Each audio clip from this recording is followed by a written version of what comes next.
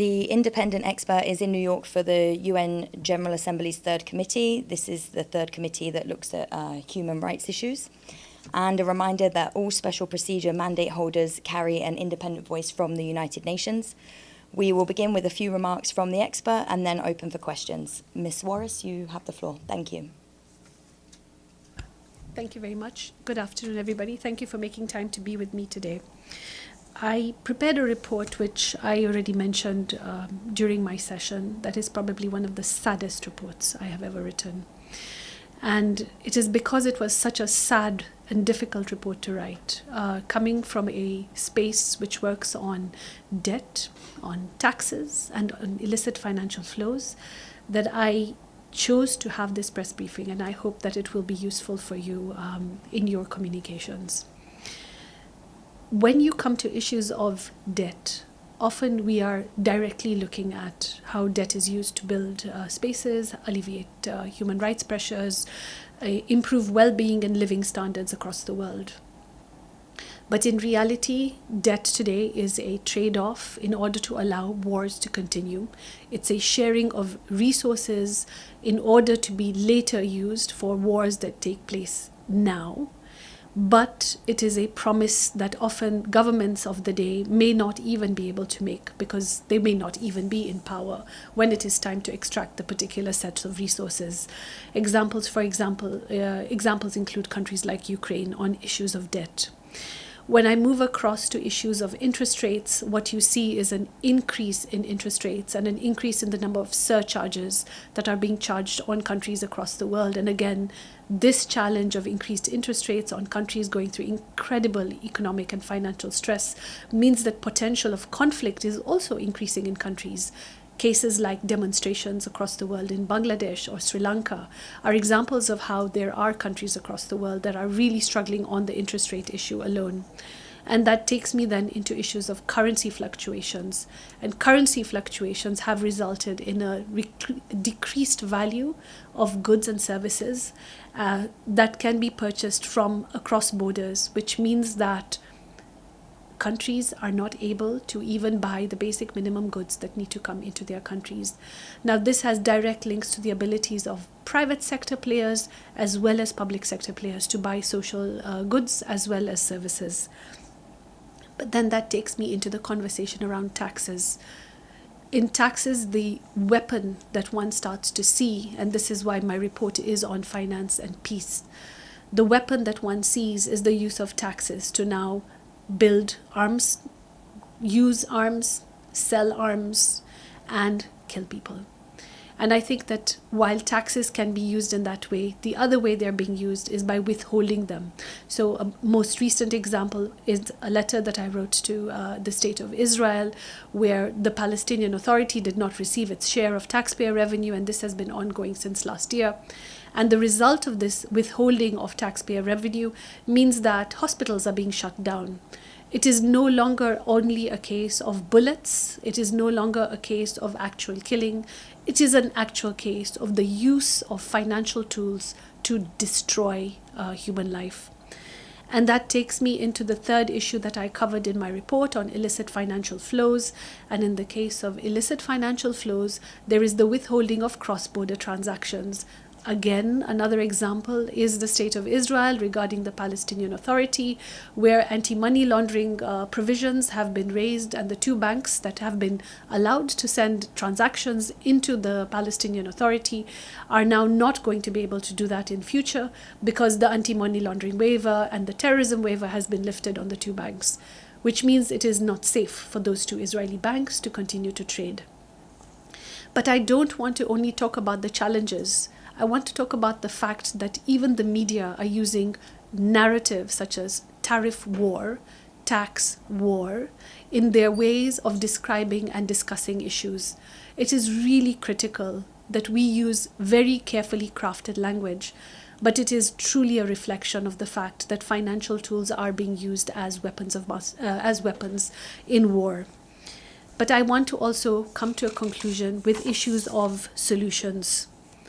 it is really important that the world comes together and restructures the United Nations, that it restructures the Security Council and it ends the veto power that is given at the Security Council, that is continuing to undermine peace efforts.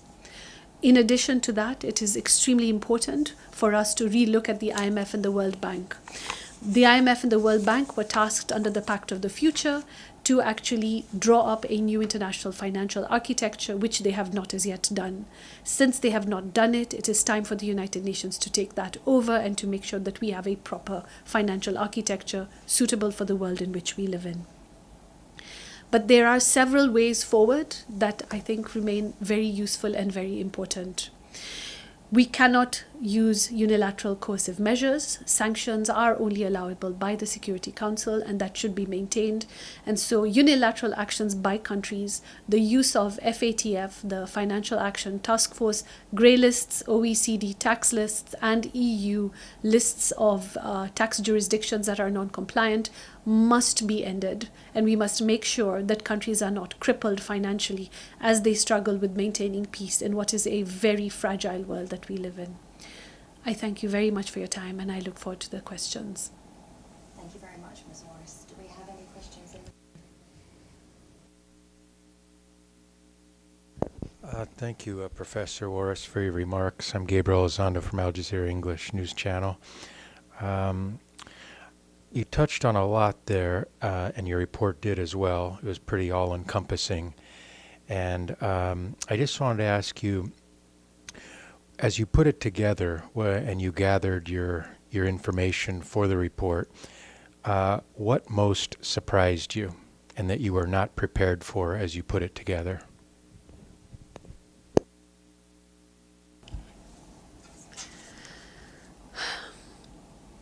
What really saddened me was when I saw adverts for companies that talked about the cheapest bullet in the world. That really shocked me, that there is that kind of approach. And when I talk about this cheapest bullet in the world, they were encouraging you to buy it to test with. And for somebody who works in finance, I think the other thing that really struck me was the fact that there are about only 5 or 6 countries in the world actually that have private companies of arms. And it was this linkage, I think, which I haven't spoken about right now, that really surprised me. So you have, for example, the Norwegian pension fund that invests in military companies. You have a country which is known for being an active peace builder, and yet its older people are surviving on their pensions because they're investing in military companies that are private. And when I looked at these military companies that were private, then it is the investment brokers that are the ones who encourage you and show you where to invest. And right now, military companies have maybe 3 or 4 times more profitability than any other company in the world. So it is no surprise that investment brokers are going to advise you to invest in those, right? And then if I follow the train and I look, and these are the 5 or 6 countries that even have private military companies. So it is not the norm to have private arms companies. And so suddenly you're turning something that, in a world of peace-loving nations, it should be for defense, and you're flipping the understanding, and it is not about peace-loving nations. It is about who can make the most profit out of weaponry. And in order for us to have that, you have to sell it. In order for you to sell it, there has to be a war or a conflict. So we are encouraging it because that is what gives us the profitability ratio. And so these three, the 3 main ones, and it is in my report, BlackRock, State Street, and one other one, they have almost 16% of their investments in military companies. And when I think about all the high net worth individuals that are invested through those, then we are complicit in making sure that war continues. And I think that really shocked me, and that actually made me think about a phrase that I now use quite often, which is that there is blood on the budget lines. We should not look at a single denomination of any currency and not know that its growth, its stability, its value has got nothing to do with death in another country. I mean, for me, that was the real shocker. Yeah, thank you for the question. Thank you. This is Abdul Hamid Sayam from the Arabic daily Al-Quds Al-Arabi. I have a few questions. First, I want to ask you about the impact of corruption on exacerbating the issue of the debts, especially among developing nations. So, and if your report refer to that important element. And second, you spoke courageously about reforming the Security Council as the root of probably the mother of all ills. But how do you see the reforming the Bretton Woods system also? And also the last thing is, do you see that the World Trade Organization also added to that troubled developing nations, which when they have to open their border and they cannot compete, their local production cannot compete with foreign imports. So they ended up, for example, Egypt was one of the best producing country in the world in terms of cotton. Now it's imported because they cannot compete, and many other countries like that. Thank you so much. Thank you very much. Those are very important questions. So I will start with the Security Council. One of my other recommendations in the report is also about the reform of the IMF and the removal of the veto at the IMF as well. And this is why I mentioned that the IMF was tasked specifically to draw up a new international financial architecture to which there is not even a whisper of it. One has no idea what the status is of that conversation publicly or privately at this point in time. And so if they're unable to do this task, then it is a real question about the world taking control over it. I believe that this veto power that the IMF has means that a lot of countries don't get the funding they need at the point in time when they need it. But there is a second dilemma at the IMF and the World Bank, I would add as well, which is that they have been extremely clear about the fact that their mandate does not include human rights. And if we use a less emotive phrase, we say human well-being, poverty alleviation and development, all of these fall within the basket of human rights. Then you start to see that if the IMF and the World Bank continue to be extremely clear that their mandate does not include rights of humans, then I will take you back to what for me is tax or finance 101, which is the only reason a government is given the authority or the power by its population to collect resources on their behalf is for their well-being. And if you are not getting the resources for the well-being of the people, then you should not be giving the resources. You should not be taking them. You should not be allowed to redistribute them. And so for me, this is a cornerstone problem in the understanding of what the IMF and the World Bank do. And of course, how they do it is they use two different mechanisms. We have those two institutions that are seriously challenged by the system in which they are set in. And this is something that needs a real rethink. I have written several letters to the head of the IMF and to the World Bank. Most recently, the World Bank talked about electricity being a human right. And this was in Ajay Banga's opening speech when he came on board. But I will tell you that it is not clear at all that they are prioritizing electricity as a human right. And I've asked for clarity on this and have done press releases on this. So, and I hope that there will be, in the future, more clarity on that particular issue. But if I look at the issue of corruption under the topic of financing peace and financing war, I will tell you that one of the other things that really struck me during this process is how informal societies, especially the ones that are going through civil war or conflicts, these informal financial systems take on a very problematic role. So, for example, food aid often gets taxed, and I say taxed but not taxed. It is military generals or communities allowing finance to move through different spaces, and as they are allowing the food to move through different spaces, they are sucking finances off this. There are border patrols, there are checkpoints, and this physical activity of moving any kind of good and services always elicits some kind of a financial payment.